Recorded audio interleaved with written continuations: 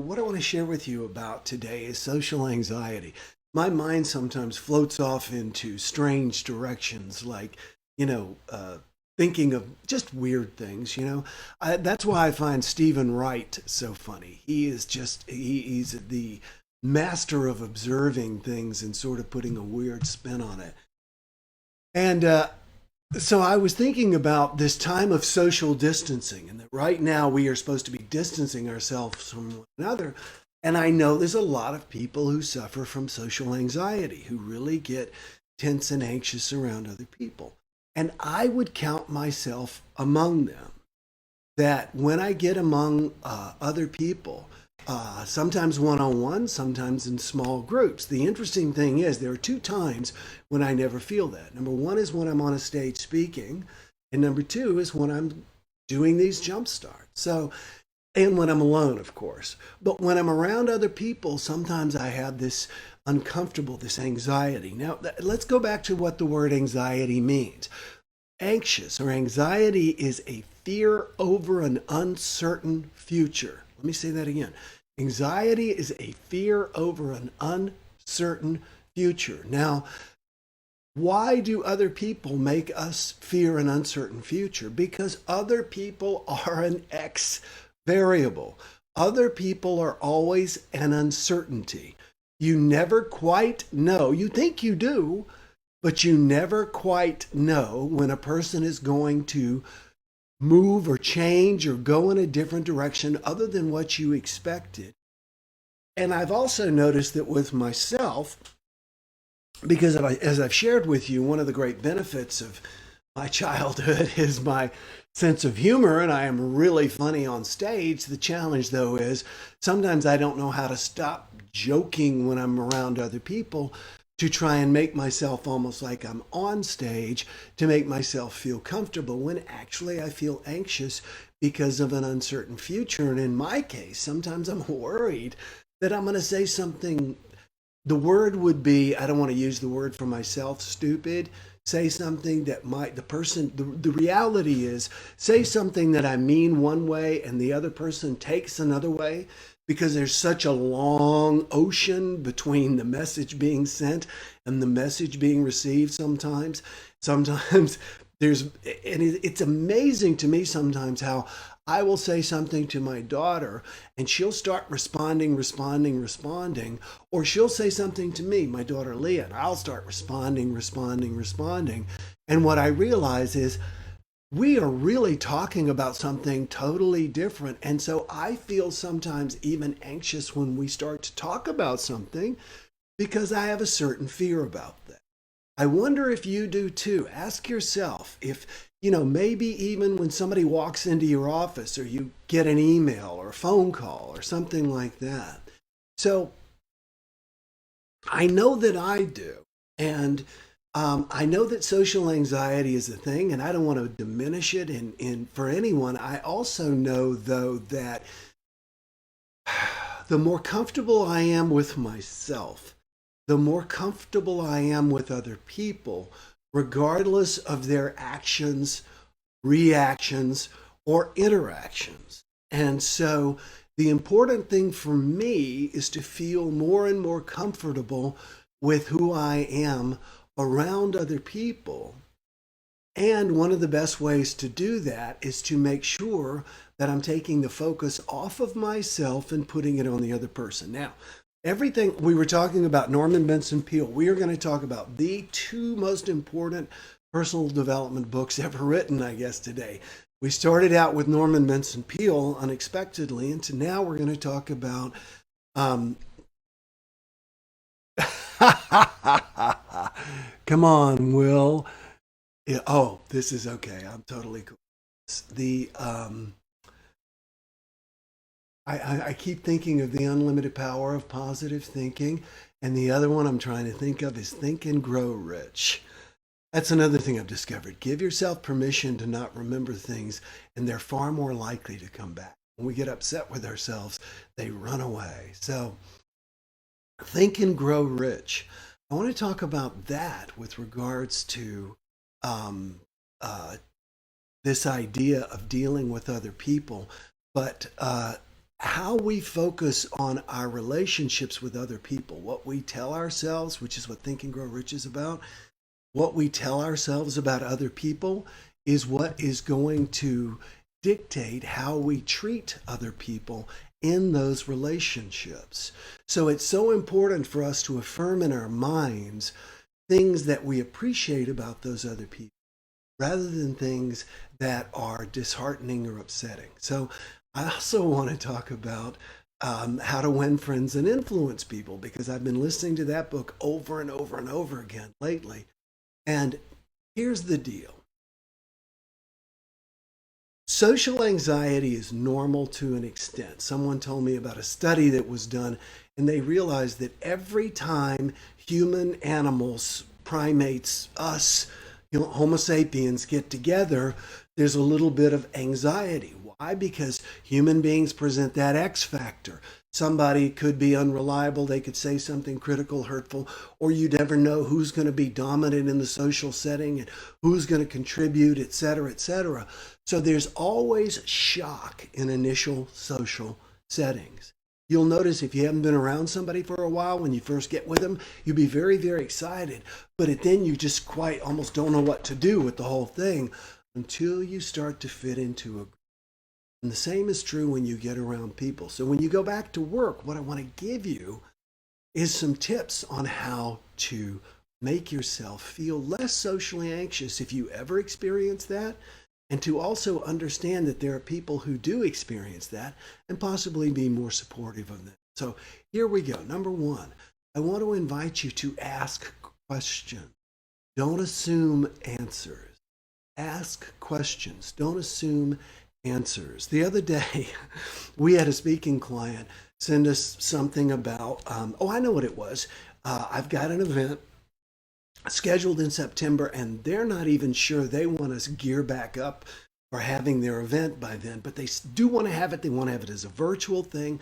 They still want me to keynote, and they want to know if I can keynote from the road while I'm traveling in a hotel room. And we assumed they wanted to know something, and then they asked us about the contract, and we assumed they wanted us to change the contract. And really all we needed to do was to ask, do you want us to change the contract? Because they had mentioned it. But we assumed we knew, and we crafted this great response, in a meeting of what we were going to say and everything. And then finally it occurred to one of us, I don't remember, I don't think it was me, somebody says, you know what, we really don't even know what they want. And the same is true of other people. The assumptions that we make are the challenges that we live out with them. So begin to ask questions rather than assume responses. Another thing I want to invite you to do is to begin to put the focus on other people. Your anxiety, it will go away. I've got lights here. I've got lights lighting the background. I've got lights lighting me, right? And yet, so the rest of the room is a bit dark, right? You want to imagine that the other people you tend to put in the dark room because you're always focusing on yourself. Now, you may be looking at them and going, but inside you're possibly thinking, what are they thinking about me? What are they thinking about me? What are they thinking about me? Often social anxiety is about, am I okay? Am I okay? What are they thinking about me? And I don't want to turn it around and start thinking, what am I thinking about them? But I want to know, what are they thinking about? You see what I mean? What are they thinking about? In other words, I want to know what's up for them. How are you feeling today? What's going well for you? One of the things that we always do in our meetings, whether it's me and my assistants, and I have 3 of them, one in Serbia, one in the Philippines, one in Kenya, and my daughter works with me full time. And so one of the things that we always do at the beginning of meetings is a social check-in. And we don't, I make it a formal thing. They don't. But what I do is for the first several minutes, I just ask them about themselves. I made sure I know their children's names. I know their spouses' names. And I always ask about them. Do they ask about me? Not always. And if they don't, I tell them a little bit because I want to connect on a personal level. I want to connect on that personal level. And mostly I want to put the focus on them. I want to know that I care about them. It's funny, the more I've shown my employees that I care about them, the more they just figure stuff up out and come out with initiatives and do things sometimes they don't want to bill me for.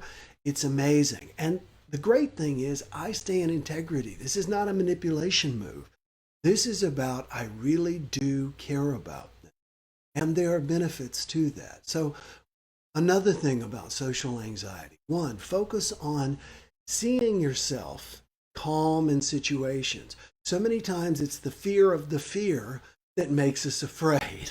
I forget who said it. That is probably a better way of putting it. It just sort of came to me. But the fear of the fear is what makes us afraid. It is. It's not the plane travel that makes us afraid. It's the time leading up to it because we're afraid of the plane travel. And the same is true for being with people. We need to begin to feel comfortable around people and less socially anxious. And the way we do that is to, number one, see it, and number two, take the focus off of ourselves and put it on other people. Let me connect with you all and see what some of your comments are. See, I think the power of positive thinking has been translated into 40 languages. Miles Cathy, my good buddy from Houston, is here with us this morning. Linda Farrell, Napoleon Hill. Thank you. Yes, as I was dancing around with that. Heather Gamberg, I'm always joking to get people to like me. It's hard to stop. You know what? There's a time for it and a place for it. It's always our motivation behind it. You know, for me, sometimes it's, oh, I can't be quiet and comfortable and just be present with you in this moment. So I need to try and be funny. My dad was the same way.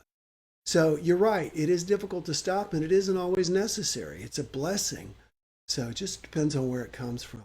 Oops, life is easier when you don't care. Getting old, Will? Miles says getting old. Yes. Miles, you keep affirming that. I just keep getting better. Miles and I, what's a long story? Snow skiing, etc. Don't criticize, condemn, or complain. Will's book is the Bible for the one most important principle. Thank you, Charlie. You are the man. My daily calendar reminder is to be responsive, not an anxious presence. Great. Jill Went Spry says, great point about shifting the focus related to social anxiety.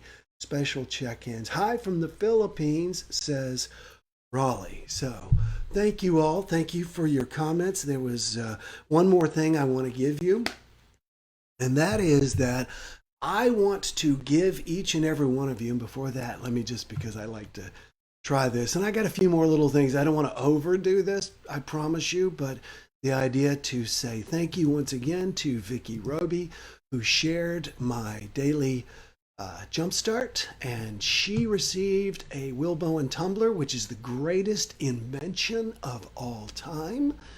As I say, why is that? Because it thinks it keeps hot things hot and it keeps cold things cold, and somehow it knows the difference. So be sure and share today's JumpStart. You very well could win a Will Bowen tumbler. All right, I feel weird saying that, but it also feels kind of cool. So I want to leave you with one last thing, and that is I want to gift you 15 forgiveness tokens. Okay, 15. So imagine that you have an account, and I'm giving you this morning and every morning. Okay, it's almost like you told, and I don't want to say my Amazon assistant's name because she'll start talking to me. But I want to gift you, and it's going to go off every morning, 15 forgiveness tokens. Now, what do you do with those? When you're driving into work and somebody cuts you off, now there's a difference between somebody cutting in front of you, by the way, and someone cutting you off. Cutting you off, if you got to hit your brakes, in your mind, think about, I'm giving them a forgiveness token. I'm giving myself. This is another way to overcome social anxiety, because so often we walk around with irritation about other people. Imagine, you know what? You believe this politically and I believe that politically, and you insist on giving your views, and I'm not really going to, what's the old thing? Try and teach a pig to sing, it'll waste your time and annoys the pig. I'm not going to get involved in that. So forgiveness token. And I think that 15 forgiveness tokens should get you through the day. So imagine that I've given them to you. And if you want to overcome social anxiety, you've got to overcome irritation at other people being other people. I mean, just that's the stuff they're made up of. So remember, be forgiving, be understanding. Make sure that you focus on the idea and see yourself as being comfortable. That's part of my meditation, actually, is I will play and replay experiences where I visualize myself feeling happy, feeling comfortable, and saying nice, kind, constructive, rather than mean and destructive things, either aloud or even in my head, because it's all a choice. Yes, it is. It is all a choice. A good friend of mine used to say that he would sometimes get angry at his brother and ball up. This was not me and my brothers, by the way, even though I was the middle child. This guy was the middle child, and he would always get balled up like he's going to hit his younger brother.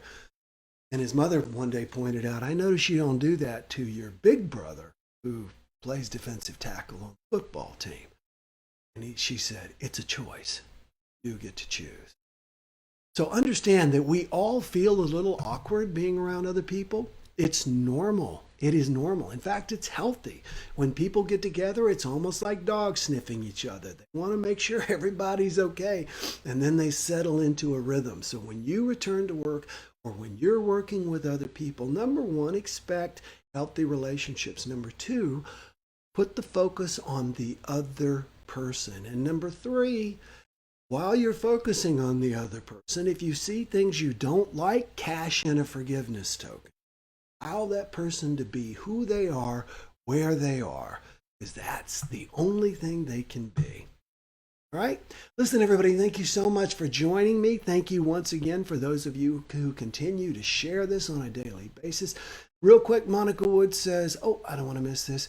We should be like the tumbler. If you meet someone hot or someone cold, just adapt to them. It's not about us. Charlie, as usual, I'm going to steal that from you. Monica says, good morning. Vicky says, always our choice. Patty says, what advice do you have for dealing with people who are socially anxious? And Mary says, hi from Rochester, New York. By the way, I'm not going to skip over it.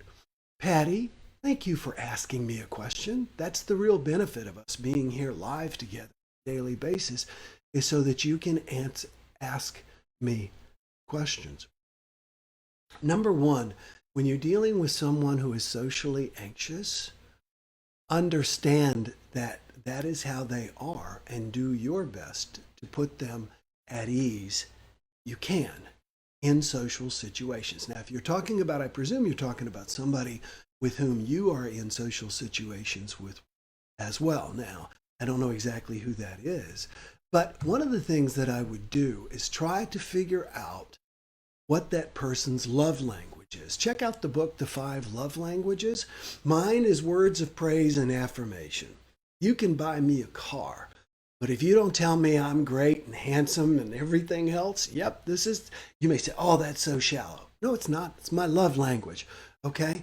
You can pet me and touch me all day long. I like it very much, and it's like my secondary love language, but I need to hear that. So if you can discover what makes that person, what soothes that person, and it can be as simple as a touch, if they're a touch person, if this is an appropriate relationship, a family member, got it, okay. If you can try and figure out what soothes that person in situations and try and give it to them, just touch them, put a little bit of shine on them. They are probably sitting there wondering, what's everybody thinking of me? So affirm them. That would be my advice. Give them affirmation. If it is words of affirmation, lean over and tell them that they look nice. Compliment their clothes. It's always okay to compliment someone's clothes unless it's like a man complimenting his top or skirt. Best thing to compliment, I find, is if it's a man, compliment his shirt. Women often like to have their shoes complimented. They don't feel quite so creepy. So anyway, that would be my suggestion.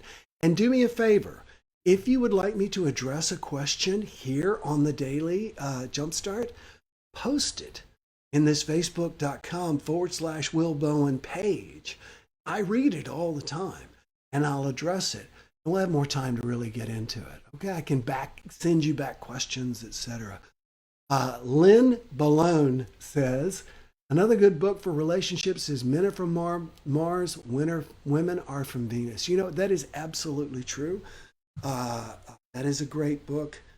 And I'm going to leave it at that. It really is. I have nothing but praise for that book. Wonderful book. Thank you all for being here with me this morning. I'll be with you live again tomorrow morning at 8 o'clock. Any comments or suggestions? If you like the new lighting and you like the new logo, whoops, wrong side. See, I can't even tell it. Logo's on the other side. And as I say goodbye, I'm going to see if I can share one more thing with you. Everybody have a great day, and I'm going to give this. No more complaining people. Their lives are changing. We're flying high, creating a complaint-free world. No